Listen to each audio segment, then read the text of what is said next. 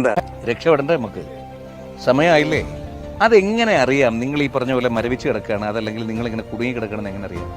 നിങ്ങൾ ഭയങ്കര കംഫർട്ടബിൾ ആണോ? രാവിലെ ഉണരുന്നു, അത് കഴിഞ്ഞ് നമ്മുടെ ജോലിയിൽ അല്ലെങ്കിൽ നമ്മൾ ചെയ്തുകൊണ്ടിരിക്കുന്ന കാര്യത്തിൽ നമ്മൾ കാര്യമായിട്ട് ആക്റ്റീവാണ്. അതിനുശേഷം നമ്മൾ വൈകുന്നേരം വരുന്നു, പതിവ് പോലെ ഫോണിൽ തോണ്ടുന്നു, എന്നിട്ട് അവിടെ തുറങ്ങുന്നു.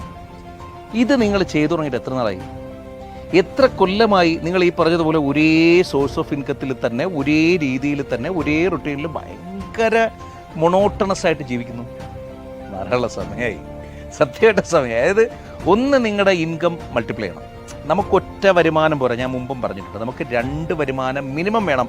അതിലേറെ വരുമാനങ്ങൾ ഉണ്ടെങ്കിൽ അത്രയും നല്ലത്. 2, നമ്മൾ സോ കംഫർട്ടബിൾ ആയിരിക്കുന്ന ഒരു സ്പേസിൽ തുടരരുത്.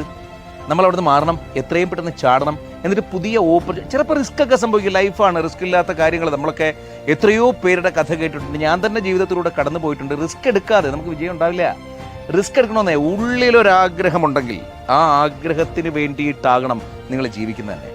തൊട്ടടുത്തൊരു 5 കൊല്ലത്തിനപ്പുറം നിങ്ങൾ തീരെ പ്രതീക്ഷിക്കാത്തൊരു ലെവലിലേക്ക്, മറ്റുള്ളവർ നിങ്ങളെക്കുറിച്ച് പ്രതീക്ഷിക്കാത്തൊരു ലെവലിലേക്ക് നിങ്ങൾ ഉണരേണ്ടതുണ്ട്, ഉയരേണ്ടതുണ്ട്. ഉണരൂ ഉപഭോക്താവേ, ഉണരൂ. ഇനി നിങ്ങളുടെ സമയമാണ്. നിങ്ങളെ കൊണ്ട് പറ്റുകയും ചെയ്യും. പരക്കട്ടെ പ്രകാശ്. Download ShareChat.